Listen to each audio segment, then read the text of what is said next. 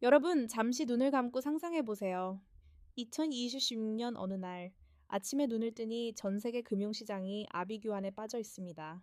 주식시장은 폭락하고 은행 계좌에는 알 수 없는 오류 메시지만 가득하며 뉴스에서는 패닉에 빠진 사람들의 비명이 연이어 들려옵니다.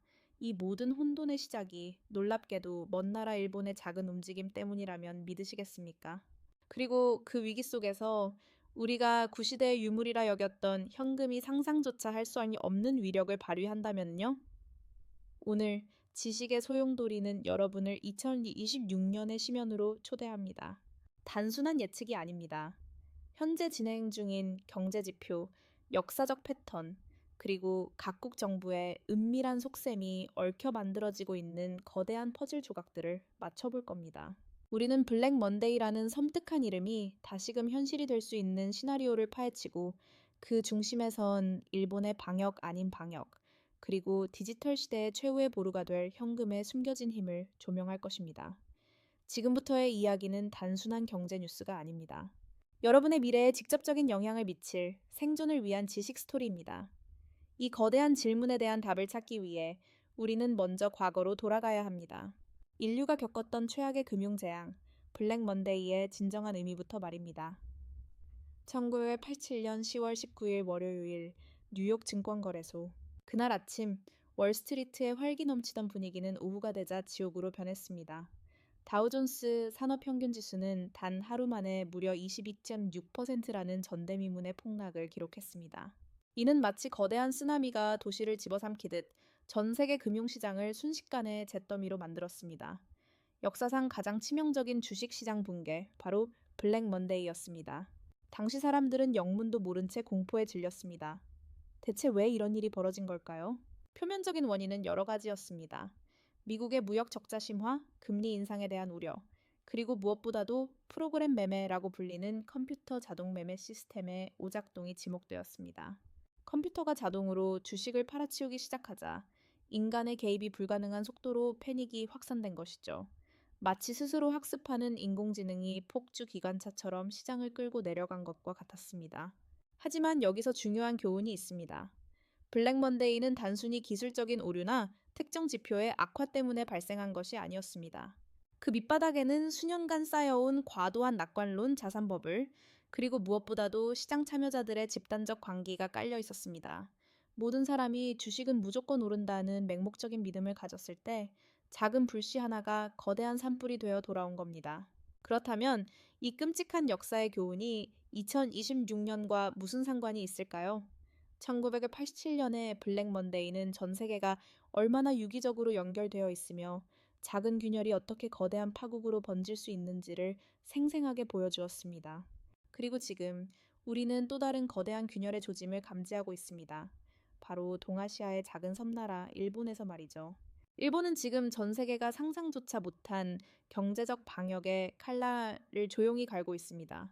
그 방역의 서막이 2026년에 열릴 것이라는 경고음이 들려오고 있는 겁니다. 이제부터가 진짜 본 게임입니다. 여러분, 일본이라는 나라를 생각하면 무엇이 떠오르시나요? 아마도 세우시, 애니메이션 혹은 첨단 기술 같은 것들이겠죠. 하지만 경제학자들의 눈에 비친 일본은 지금 전 세계 경제를 뒤흔들 수 있는 거대한 시한폭탄을 품고 있는 나라입니다. 바로 수익률 곡선 제어라는 이름의 시한폭탄 말입니다. YC는 일본 중앙은행이 장기 국채 금리를 특정 수준 이하로 억지로 눌러놓는 정책입니다. 쉽게 말해, 야, 국채 금리, 너는 이 선을 넘으면 안 돼! 라고 강제로 통제하는 겁니다. 왜 이런 짓을 하냐고요? 수십 년간 지속된 디플레이션, 즉 물가 하락의 늪에서 벗어나기 위해 안간힘을 쓰는 거죠. 금리를 낮게 유지해서 기업들이 돈을 빌리기 쉽게 하고 투자를 늘려 경제를 활성화시키려는 겁니다. 마치 환자에게 강제로 혈액을 주입하듯 말이죠. 문제는 이 정책이 무려 10년 가까이 이어지면서 일본은 전 세계에서 유일하게 마이너스 금리와 초저금리를 유지하는 기형적인 나라가 되었다는 점입니다. 다른 나라들은 물가 폭등을 잡기 위해 금리를 미친 듯이 올리는데 일본만 거꾸로 가는 겁니다. 이게 무슨 결과를 낳았을까요? 일본 국채 시장은 사실상 기능을 상실했습니다. 중앙은행이 거의 모든 국채를 사들여 금리를 조작하고 있으니 시장에서 가격이 형성될 리가 없죠.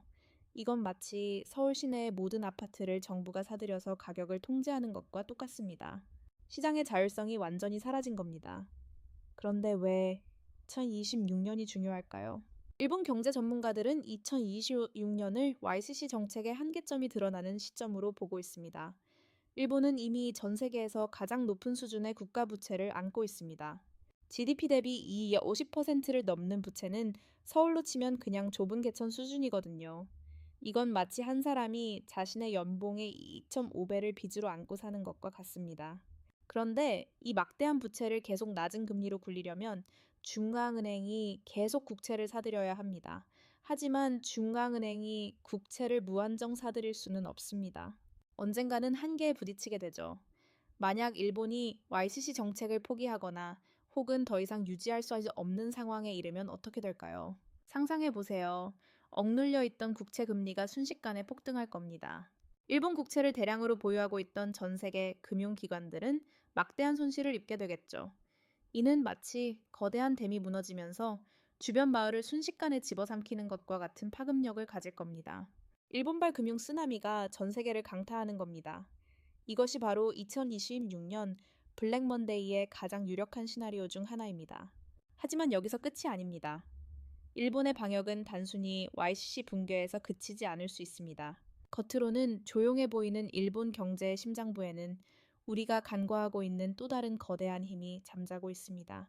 바로 현금의 위력입니다. 여러분, 요즘 지갑에 현금을 얼마나 가지고 다니시나요? 아마 대부분의 사람들은 신용카드나 스마트폰으로 결제하는 데 익숙할 겁니다. 현금은 구시대의 유물처럼 느껴질 때도 있죠. 하지만 2026년, 만약 우리가 상상하는 블랙 먼데이가 현실이 된다면 이 구시대의 유물이 당신의 생존을 결정할 가장 강력한 무기가 될 수 있다는 사실을 아십니까? 생각해보세요. 금융위기가 닥치면 가장 먼저 일어나는 현상 중 하나가 바로 뱅크런입니다. 은행에 대한 신뢰가 무너지면서 사람들이 예금을 인출하기 위해 은행으로 몰려드는 거죠. 디지털 시대에는 뱅크런이 더 빠르고 광범위하게 일어날 수 있습니다. 스마트폰 앱 몇 번이면 수십억 원이 순식간에 인출될 수 있으니까요. 문제는 은행 시스템이 한순간에 마비될 수 있다는 겁니다. 해킹, 전산 오류, 혹은 단순한 과부하만으로도 모든 디지털 거래가 멈춰버릴 수 있습니다. 이런 상황에서 당신의 은행 계좌에 아무리 많은 돈이 찍혀 있어도 무슨 소용이 있을까요? 마치 목마른 사람이 바닷물 속에서 갈증으로 죽어가는 것과 같습니다. 돈은 있지만 쓸 수 없는 상태가 되는 거죠. 바로 이때 당신의 지갑 속 현금 한 장이 빛을 발합니다. 현금은 전산망이 필요가 없습니다. 인터넷 연결도 필요 없습니다. 그저 종이 조각일 뿐이지만 그 안에는 인류가 수천 년간 쌓아온 교환의 신뢰가 담겨 있습니다. 일본은 특히 현금을 사랑하는 나라입니다. 전 세계적으로 디지털 결제가 확산되는 와중에도 일본은 여전히 현금 사용률이 매우 높습니다. 편의점이나 식당에서 고액권을 내미는 것은 흔한 일이고 지갑에는 항상 두둑한 현금을 가지고 다니는 사람들이 많습니다. 왜 그럴까요? 단순히 보수적이어서일까요? 아닙니다. 그들의 DNA 속에는 재난 대비라는 강력한 문화가 새겨져 있습니다. 지진, 쓰나미 같은 자연재해를 겪으면서 전기가 끊기고 통신망이 마비되었을 때 현금이 얼마나 중요한지 몸소 깨달았기 때문입니다. 만약 2026년 일본발 금융위기가 터지고 전 세계 디지털 금융 시스템에 일시적인 마비가 온다면 현금을 보유한 사람들은 최소한의 생존권을 보장받을 수 있습니다. 식료품을 사고 필수품을 구할 수 있으며 심지어는 현금이 없는 사람들에게 현금을 빌려주고 이자를 받는 검은 시장의 탄생까지도 상상해 볼 수 있습니다. 현금은 단순한 지폐가 아닙니다. 위기 상황에서 인류의 가장 원초적인 거래 방식을 보존해주는 최후의 아날로그 무기인 겁니다. 하지만 이런 시나리오가 정말 현실이 될 수 있을까요? 그리고 왜 하필 2026년이라는 특정 날짜가 지목되는 걸까요? 이 모든 퍼즐 조각들을 맞춰보면 우리는 충격적인 진실에 도달하게 됩니다. 자, 이제 우리는 2026년이라는 숫자에 대한 의문을 풀어야 할 때입니다. 왜 하필 2026년일까요? 1987년 블랙 먼데이처럼 갑작스러운 충격이 아닌 마치 예고된 파국처럼 특정 연도가 지목되는 이유는 무엇일까요? 이는 일본 중앙은행의 정책 기조와 세계 경제의 거대한 흐름이 교차하는 지점을 예측한 결과입니다. 앞서 말씀드린 일본의 수익률 곡선 제어 정책은 영원히 지속될 수 없습니다. 이미 그 한계가 명확하게 드러나고 있습니다. 전 세계적으로 인플레이션이 고개를 들고 금리가 상승하는 추세 속에서 일본만 홀로 저금리를 유지하는 것은 불가능에 가깝습니다. 마치 거대한 물줄기를 작은 두구로 막고 있는 것과 같습니다. 언젠가는 둑이 터지기 마련이죠. 많은 경제 분석가들은 2026년을 일본 중앙은행이 더 이상 YCC를 유지하기 어렵거나 혹은 정책 전환을 시도할 수밖에 없는 마지노선으로 보고 있습니다. 그 이유는 여러 가지입니다. 첫째, 일본의 인플레이션 압력이 점차 강해지고 있기 때문입니다. 수십 년간 디플레이션에 시달리던 일본도 이제는 물가 상승의 압력을 느끼고 있습니다. 이는 YCC를 유지할 명분을 약화시킵니다. 둘째, 글로벌 채권 시장의 압력입니다. 미국을 비롯한 주요국 금리가 계속 오르면 일본 국채만 인위적으로 낮게 유지하는 것이 점점 더 어려워집니다. 전 세계 투자자들이 일본 국채를 팔아치우고 더 높은 수익률을 찾아 떠나게 될 테니까요. 셋째, BOJ 총재의 임기 및 정책 변화 가능성입니다. 현재 BOJ는 새로운 총재 체제에 있지만 전임 총재의 유산인 YCC를 언제까지 고수할지는 미지수입니다. 새로운 리더십은 새로운 정책 방향을 모색할 수 있습니다. 이러한 요소들이 2026년경에 한데 뭉쳐 폭발할 가능성이 높다고 보는 겁니다. 일본이 YCC를 포기하는 순간 억눌려 있던 국채 금리가 폭등하고 이는 일본 정부의 막대한 부채 상환 부담을 기하급수적으로 증가시킬 겁니다. 상상해 보세요. 연봉 1억 원을 버는 사람이 2억 5천만 원의 빚을 졌는데 그 빚의 이자가 갑자기 10배로 뛰어오르는 상황과 같습니다. 일본 정부는 감당할 수 없을 겁니다. 이러한 일본발 금융 충격은 단순히 일본 내에서만 끝나는 문제가 아닙니다. 일본은 전 세계 금융시장에 깊숙이 연결되어 있습니다. 일본 국채를 보유한 수많은 해외 기관들이 손실을 입고 이는 곧바로 글로벌 주식시장과 외환시장에 연쇄적인 패닉을 불러올 것입니다. 1987년의 블랙 먼데이처럼 컴퓨터 자동 매매 시스템이 공포를 증폭시키고 사람들의 집단적 광기가 시장을 나락으로 끌고 내려갈 수 있습니다. 그리고 이 모든 혼란 속에서 디지털 시스템의 마비와 신뢰의 붕괴는 현금이라는 아날로그 무기의 가치를 극대화시킬 겁니다. 2026년은 단순한 숫자가 아닙니다. 일본이 오랜 디플레이션의 굴레에서 벗어나기 위해 시도했던 마지막 발버둥이 오히려 전 세계 경제를 파국으로 이끌 수 있는 예고된 카운트다운의 끝 지점일 수 있다는 섬뜩한 경고인 겁니다.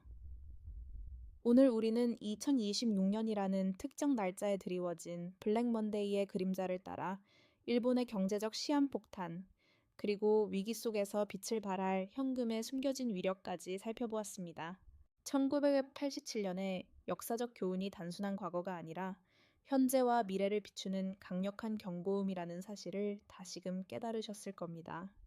일본의 수익률 곡선 제어 정책은 더 이상 지속 불가능한 상황에 다다르고 있으며 2026년경 그 한계가 폭발할 가능성이 높다는 분석은 우리에게 중요한 시사점을 던져줍니다. 이는 단순히 먼 나라의 이야기가 아닙니다. 초연결된 현대 경제에서 일본발 금융 충격은 곧바로 우리의 삶에, 우리의 자산에, 그리고 우리의 미래에 직접적인 영향을 미칠 수 있습니다.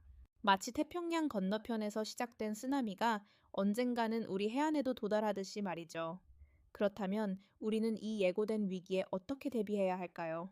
해답은 의외로 간단할 수 있습니다. 첫째, 무분별한 빚을 줄이고 재정 건전성을 확보하는 것이 중요합니다. 금융위기는 언제나 빚의 취약점을 파고듭니다. 둘째, 자산 포트폴리오를 다각화하고 특정 자산에 대한 과도한 투자를 피해야 합니다. 모든 달걀을 한 바구니에 담지 말라는 격언은 언제나 유효합니다. 셋째, 그리고 가장 중요한 것, 바로 현금의 중요성을 재인식하는 것입니다.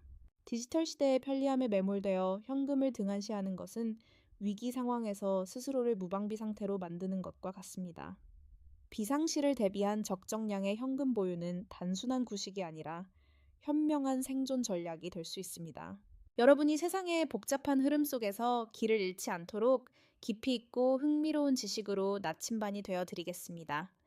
오늘 이 이야기가 여러분의 미래를 생각하는 작은 계기가 되었기를 바랍니다. 2026년 그 날짜가 정말 제 블랙 먼데이가 될지 아닐지는 아무도 장담할 수 없습니다. 하지만 역사는 우리에게 끊임없이 경고합니다.